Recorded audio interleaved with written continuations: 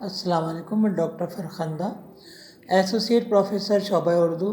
میں نے اس سے قبل BA پارٹ فرسٹ کے نصاب کی کتاب معیار ادب کا ایک سبق نمک کا داروغہ، جو کہ پریم چند کا ایک افسانہ ہے، اس کا خلاصہ پیش کیا تھا۔ اس کا بقیہ حصہ میں آج پیش کر رہی ہوں کہ آلوپی دین اس علاقے کے سب سے بڑے تاجر اور زمیندار تھے۔ لاکھوں کی ہنڈیاں چلتی تھیں، محلے کا کاروبار الگ، بڑا صاحب اثر، بڑے بڑے انگریز افسر اس کے علاقے میں شکار کھیلنے آتے تھے اور اس کے مہمان ہوتے تھے۔ 12 مہینے سدا برت رہتا تھا۔ کہاں جائیں گی؟ جواب ملا کانپور۔ لیکن اس سوال پر کہ ان میں ہے کیا، ایک خاموشی کا عالم طاری ہو گیا اور داروغہ صاحب کا شبہ یقین کے درجے تک پہنچ گیا۔ جواب کے ناکام انتظار کے بعد ذرا زور سے بولے، کیا تم سب گونگے ہو گئے ہو؟ ہم پوچھتے ہیں کہ ان میں کیا لدا ہے؟ یعنی یہ بتایا ہے اس میں کہ آلوپی دین جو تھے اس علاقے کے سب سے بڑے تاجر، کہتے ہیں بیوپاری کو یا بزنس مین کو، اور زمیندار تھے۔ لاکھوں کی ہنڈیاں جو ہیں وہ ایک شہر سے دوسرے شہر جو بیوپاری ہوتے ہیں ان کو پیسہ دینے کے کام آتی ہیں، ان کو ہنڈیاں کہتے ہیں۔ اور بڑے صاحب اثر تھے، بڑے بڑے انگریز افسر ان کے علاقے میں شکار کھیلنے آتے تھے اور وہ ان کی مہمان نوازی کرتے تھے۔ جب انہوں نے پوچھا داروغہ صاحب نے کہ اس میں کیا ہے، تو سب چپ رہے، خاموش رہے، تو ان کو یقین ہو گیا کہ اس میں کچھ نہ کچھ گڑبڑ ہے۔ جب اب کے بھی کوئی جواب نہ ملا تو انہوں نے گھوڑے کو ایک گاڑی سے ملا دیا اور ایک بورے کو ٹٹولا۔ شبہ یقین سے ہم آغوش تھا، یہ نمک کے ڈلے تھے۔ یقین سے ہم آغوش بڑا خوبصورت جملہ ہے کہ یقین ان کا ہم آغوش ہونا، گود میں آنا، یعنی شبہ جو تھا وہ ان کے یقین میں بدل گیا۔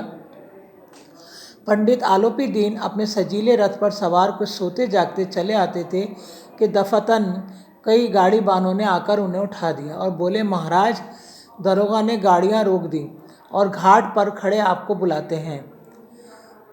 پنڈت آلوپی دین کو مبلغ علیہ السلام کی طاقت کا پورا اور عملی تجربہ تھا۔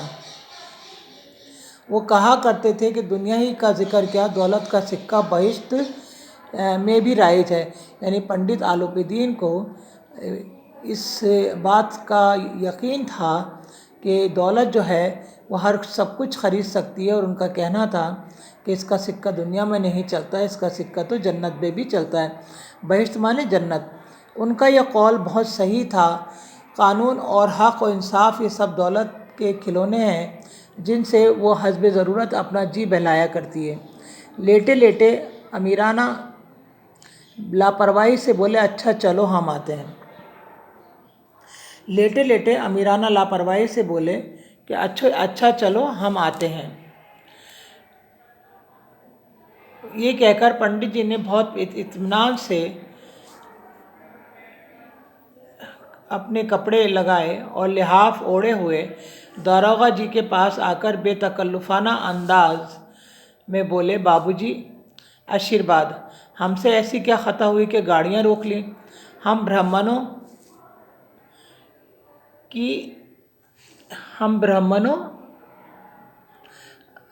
برہمنوں پر تو آپ کی نظر عنایت رہنی ہی چاہیے۔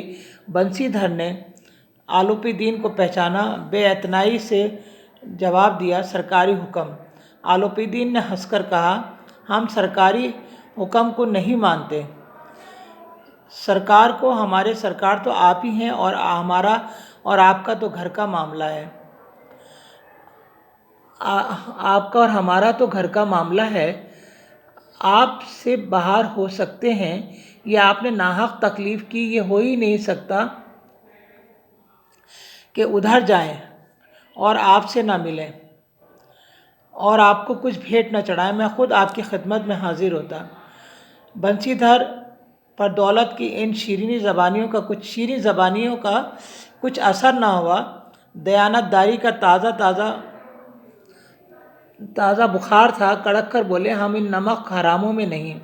یعنی پنڈت آلوپی دین جو تھے وہ ان سے چاپلوسی کی خوشامدانہ باتیں کرنے لگے تاکہ وہ ان کی گاڑیاں جانے دیں اور رشوت لے لیں۔ لیکن پنڈت بنسی دھر جو تھے وہ ان سب باتوں پر یقین نہیں کرتے تھے۔ دیانتداری اور انصاف پسندی کا تازہ خمار تھا۔ انہوں نے کہا کہ ہم ان نمک حراموں میں سے نہیں جو کوڑیوں پر اپنا ایمان بیچ دیتے ہیں، کہ ہم ان بے ایمانوں میں سے نہیں ہیں جو کوڑیوں میں اپنا ایمان بیچ دیتے ہیں، اور انہوں نے ان کو نظر انداز کر دیا۔ اس کا بقیہ حصہ ہم اگلے لیکچر میں پیش کریں گے۔ اللہ حافظ۔